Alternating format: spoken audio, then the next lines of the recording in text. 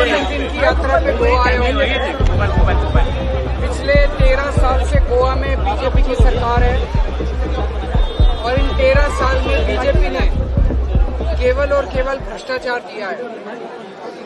अभी जो Arpora fire incident हुआ वो साफ साफ दिखाता है उनके पास ना फायर सेफ्टी का लाइसेंस था, ना कंस्ट्रक्शन का लाइसेंस था, ना चलाने का लाइसेंस था, कोई लाइसेंस नहीं था। और इतनी सारी उसके पहले वार्निंग्स दी जा चुकी थी, उसके बावजूद भी वो खुलेआम चल रहा था और उसकी वजह से 25 लोगों की जान चली गई। ये दिया है बीजेपी ने पिछले 13 साल के अंदर, केवल और केवल करप्शन दिया है। चारों तरफ सड़कों के ऊपर गड्ढे हैं, लोग परेशान हो चुके हैं, लोग तंग आ चुके हैं। अभी तक गोवा के अंदर किसी तरह का कोई विकल्प नहीं था, ऑल्टरनेटिव नहीं था। अब आम आदमी पार्टी एक ऑल्टरनेटिव के रूप में आई है। 2027 में गोवा के असेंबली इलेक्शंस हैं और मैं समझता हूं कि जो चेंज गोवा में होना है वो चेंज इन जेडपी इलेक्शन से शुरू होगा।